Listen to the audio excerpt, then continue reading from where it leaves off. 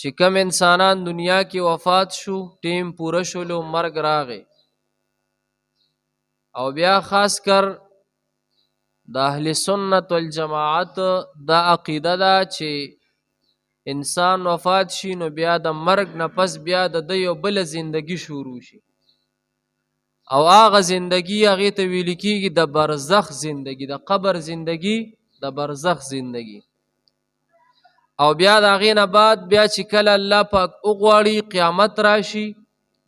نو بیا د قیامت په ورځ به دا ټول انسانان بیا سره دا به دوباره ژوندي کیږي به دا زمونږ عقیده ده اوس د برزخ زندگی د قبر زندگی دا څوک مني او څوک یې نه مني موږ مسلمانان یې منو چې د قبر زندگی څه دی لکه دا شته په خبره پوه شئ لکه کافرانو مشرکانو به د حضور په زمانه کې وی چې مونږ مړه شو او مونږ په دې قبر کې خاورې ری شو نو مونږ بیا دوباره را ژوندي کیږو به ایذا متنا وکنا ترابا مونږ به سری دوباره بیا را ژوندي کیږو به حضور پاک ته او تاسو به دوباره بیا را ژوندي کیږئ الکه دا یو خبره ذهن کې کینوي د ساينس تحقیق دا دی د ساينس چې کله انسان مړ شي دی په قبر کې کېښودلی شي نو 3 ورځې پس نه دی 3 ورځې پس د انسان دا خېټه نه ده دا اوچوي دا یو ډز ناري کې قبر کې دا اوچوي او بیا څه دی لکه 4-5 ورځې پس بیا چې دی د په دې غوښو باندې د په دې بدن باندې څه دی حشرات الارض د قبر کې چې کوم حشرات دي میږي شو داسې نور ماران وغیره چینجي وغیره دا په دې غوښو اړم شي دا ساينس وی لکه ویل به دا خوري دا ټول بدن دا غوښې سرې دا سترګې ویلی شي د دې مخ دا غوښې ختمې شي د لاسونو د خپو بدن دا غوښې ختمې شي اډوکې پاتې شي بیا څه ډېره موده پس بیا دا ساينس دام وی بیا دا اډوکې چې دي دا په دې خاورو کې څه دي دا بیا ختم شي نو بالکل ټیک ته د ساينس دا یو خبره صحیح ده چې انسان څه دی دا ختمیږي خو بعض انسانان ګوره لکه هغه الله پاک محفوظ ساتلی په دې قبر کې ګوره دا یاد ساتئ ښه داسې انسانان چې هغه الله پاک په دې قبر کې څه دی لکه دا محفوظ ساتلی وي او هغه اوس هم شته ولیان بزرگان شهدا صلحا اتقیا دا الله پاک په دې قبر کې څه دی محفوظ ساتلی په خبره پیښ لکه نو کافرانو به دا وی چې مونږ مړه شو نو مونږ به دوباره بیا را ژوندي کیږو او لکه تاسو ذهن کې دا یو خبره کینوي علما وی چې د انسان دا بدن غوښې ختم شي نو اډوکې ختم شي دا اډوکې بیا څه دی لکه دا بیا ذره شي ختم شي خو د هر انسان د دې بدن یو اډوکې دی چې دا نه ختمیږي لکه دا ټول اډوکې ختم شي خو یو اډوکې چې دا نه ختمیږي هغه کوم ځای دی لکه د انسان د املا نه د املا د اخرې دا موږ دا ساينس د سپاینل کارډ وي د سپاینل کارډ د اخره د دې په دې سر کې 2 قمره ګول اډوکې دی دا نه خوري کیږي او دا نه ختمیږي نور د دې وجود دا ټول اډوکې سره دا ختم شي لکه صرف دغه څه دی لکه دا نه ختمیږي ښه دا محفوظ پروت دی دا الله پاک بس ساتي په خبره پیښ وی لکه وورجی کم انسانان چې په قبر کې محفوظ وي ناغه کم خلق تی هغه شهیدان صلحا اتقیا بزرگان ولیان دا پس دا په دې قبر کې دا الله پاک محفوظ ساتي د مولانا بجلیګر رحمه الله یو بیان دی مشهور دی تاسو به اوریدلی لکه ډیرو به اوریدلی هغه مولانا بجلیګر رحمه الله ویل په پېښور کې د عبدالرحمن بابا رحمت الله علیه تاسو ته رحمان بابا وایي عبدالرحمن بابا رحمت الله علیه دا قبر چې دی د سمولو دا اوبو خراب کړو اوس خو لیم بازار په جوړ هلي پوښ شوی دی اوس دا خدا دا هغه د زمانه خبره ده نو مولانا بجلیګر رحمت الله علیه وی چې ما سوال جواب وکړو د هغه مزار هغه چې چا سمولو دا قبر ایمات چې لکه تاسو کله د قبر کولا وخې کنه نو ماته سوال جواب وکړي زبا دی ګورم چې دا پرشتیا دی د الله دوست او کنه دی نو ما پسې سوال جواب وکړو پنجابیان راغلي هغه وی چې وروره مونږ خو یریږو د دې قبر نه دا مونږ نه کولاو وی هغه ما ته چې لکه بس کار سی پښتانه ملګري را مخکې شول هغې وي چې بس کولو به یې کړو قاضي ته څنګه لرې کړلې وی عبدالرحمن بابا رحمت الله علیه په دې خپل قبر کې بالکل صحیح سالم پروت خبره پیښ لکه او بجلیګر مولوي صاحب وی په دې بیان کې وی ما په دې ویښتو باندې داسې لاس ووهلو بجلیګر مولوي صاحب په دې ویښتو مې ته داسې لاس وویښتې لامده تا به چې بالکل تازه پروت دی په خبره پیښ لکه او څونه وخت شو هغه وی چې په دغه وخت کې دغه څونه ټیم شو څه د 200 کال نه زیات دغه ټیم یادي په خبره پیښ لکه نو دا ولیان بزرگان شهدا صلحاء اتقیا دا په خپل قبرونو کې سیده لکه د الله پاک محفوظ ساتي زمونږه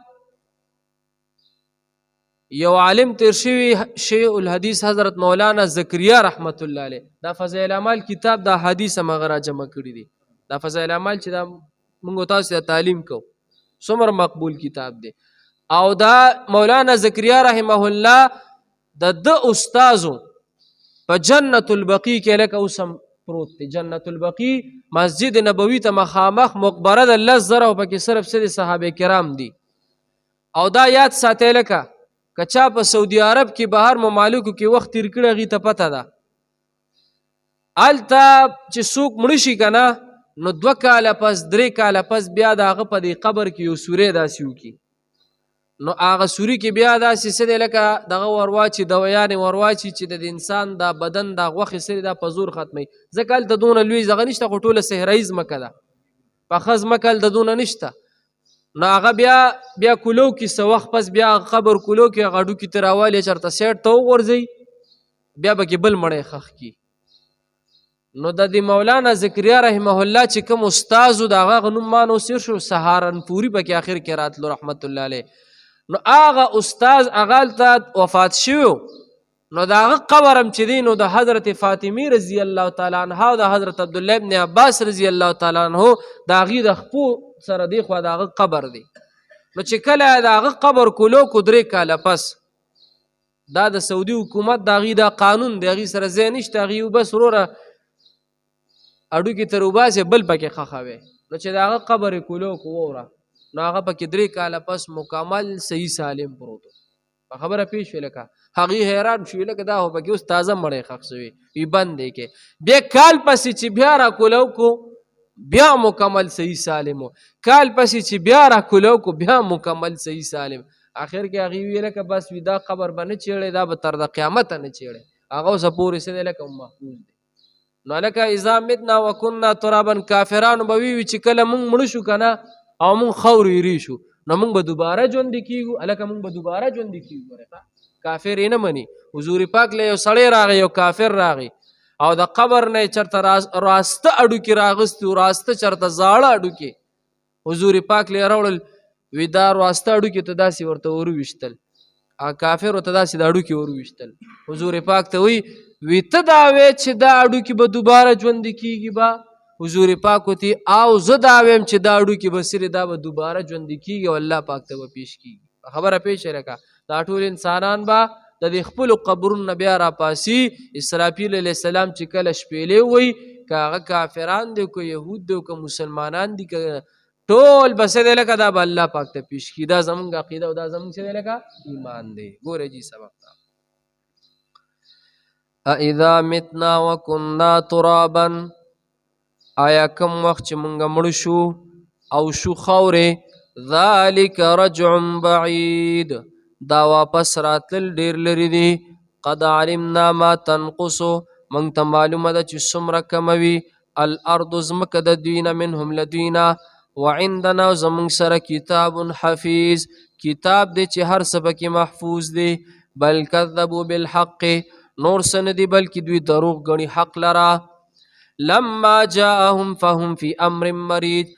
حق لره هر کله چې راغلي دي ته نو دوی په یو خبره مختلفه کې دي افلم ينظروا آیا دوی نه ګوري دوی الی السماء د اسمان ته فوقهم د پاسه کیف بنینا چې څرنګه موږ جوړ کړی د اسمان لره وزیناه الله پاک وي ښایسته کړی مو د اسمان وما لها من فروج نشته دی په د اسمان کې چېرته هېڅ سورې والارض مددناها الله پاک وي موږ ځمکه غوړولې ده په خپل قدرت سره والقینا فیها رواسیه او کی خودولم دی په دې ځمکه باندې غرونه وانبتنا فیها من کل زوج بهیج او زرغون کړم دی په دې ځمکه باندې هر قسمه ښایسته شیزونه تبصرة و ذکرا د پاره د پوهې او د یادولو لکل عبد منیب د هغه بنده د پاره چې رجوع کوي ونزلنا من السماء ماء مبارکا او موږ نازل کړي دي د اسمان نه اوبه برکتي فانبتنا به جنات بیا موږ زرغون کړ په دې باغونه وحب الحصید او د غلې د پاره چې فصل پې کولی شي والنخل باسقات او کجوري چې اوږده دي باسقات لها طلع نضید د کجورو د پاره هغه اوږدې اوږدې غونچکې دي د هغې د پاره یعنی د یو بل د پاسه رزقا للعباد د روزې د پاره د بندګانو وحینا به بلدة میتا او ژوندی کړو مونږه په دې سره په دې اوبو سره هغه ښار مړ کذلک الخروج همدغه شان به راوتل وي د ستاسو د دې قبرونو نه خلکو صدق الله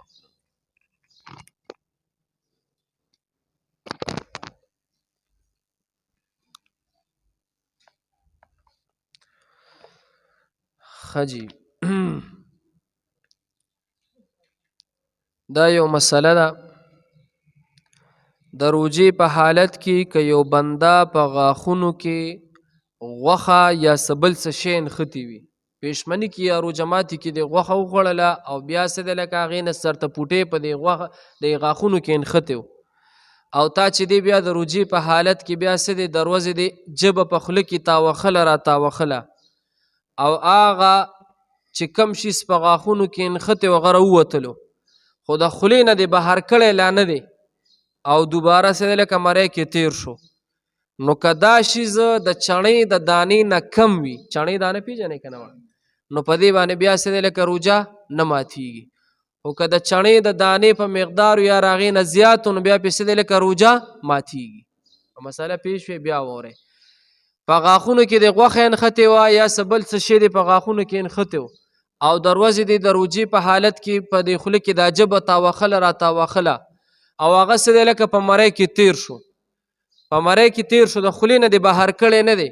نو که د چڼې د دانې نه کم وي نو روجه پې نه ماتیږي خو که د چڼې د دانې نه هلکه څه دی زیات وي نو بیا پې څه دی روجه ماتیږي خو هلکه دا بیا واوره مسله اول موږ څه وکړله که د خولې نه د بهر کړي نی او په مری کې تیر شو او اوس که تا د دې غاښونو ترمنځ غوښه راووتله او د خولې نه د بهر که داسې د ورته وکتل او بیا د خوله کې ور واچوله نو بیا که د چڼې د دانې نه کم یو که زیات بیا پې روجه ماتیږي دې مسله پېښ شوې لکه چې د خولې نه د بهر کړه اوړه دې ورته ټینګ نه کو او خولې ته دې واپس ور واچوله نو بیا که د چڼې د دانې نه کم وي او که زیات وي نو روجه پې بیا لکه څه دی ماتیږي خو که د خولې نه د بهر کړی نو او ډایرکټ تیر شو د چڼې د دانې نه کم نو بیا پې لکه روجه نه ماتیږي په مسله پېښ شوې لکه بله مسله د کنځلې دانې نه وړې وړې دانې دا که چا خولې ته ور واچوله او روغې تېره کړله نو په دې باندې روجه ماتیږي په خبره پېښ شوې لکه ځکه د قصدن مدن څه دی لکه خولې ته شی ور وویشتلو د کنځلې دانه وړه دانې که نه نو په دې باندې روجه څه دی لکه ماتیږي روغې تېره کړله خو که چېرته د کنځلې دا دانې په خولې کې ور واچوله او ویې چقوله لاړې ورسره ګډې وړې شو بیا تېرې شولې نو بیا پې روجه نه ماتیږي بیا پې څه دی لکه روجه نه ماتیږي ځکه بیا د کنځلې د دانې مقدار کم دی لاړې پې زیاتې شولې نو بیا پې څه دی لکه روجه نه ماتیږي او که داسې روغه تېره شوله نو بیا پې څه دی لکه روجه ماتیږي بله مسله کله کله دا تپوس خلک کوي ډېر د یو بنده که په خوله کې خپلې لاړې راجمع کړي بعضې کس کوي داسې روجې حالت کې څه دي په خوله کې خپلې لاړې راجمع کړي او هغې تېرې کړلې نو په دې روجه نه ماتیږي خبره پېښ شوې یا که یو سړی بلغم دی او بلغم یې تېر کو نو په دې هم څه دی لکه روجه نه ماتیږي یا پوزه کې چې څو هغې بر راکړل او تېر کړل په دې هم څه دی لکه روجه نه ماتیږي دا مسلې کوو بې یاره نو اړه به ورته ټینګوي اړه خراب نه شي ګورې بس دی جي وصلی الله تعالی علی خیر الخلق محمد وسلم خدای پاکه مونږ چې سویل که زمونږ نه څه کمی شوي یا الله ته مونږ ټول معاف کړي دا درس مونږ ټول نه یا الله په خپل دربار کې قبول کړي خدای پاک ګناهونه معاف کړي. یا الله زمونږ د ټولو د مور او پلار ګناهونه معاف کړي. یا الله د ټول امت مسلمه ګناهونه معاف کړي. خالق لا یزال تر اوسه پورې چې څومره روژې نیولې چا چې پکې څومره عبادتونه ذکرونه فکرونه کړي خدای ټول عبادتونه قبول کړي. خالق لا یزال باقی مانده روژې راته الله ته اسانه کړي او خدای زمونږ د ټولو دپاره مغفرت ذریعه وګرځي. خدای زمونږ د ټولو پکې بخښنه وکړي. یا الله زمونږ د ټولو پکې بخښنه وکړي. اللهم حسن مرادنا ويسر أمورنا بجاه حبيبك ونبيك ورسولك وصلى الله تعالى على خير الخلق محمد وآله.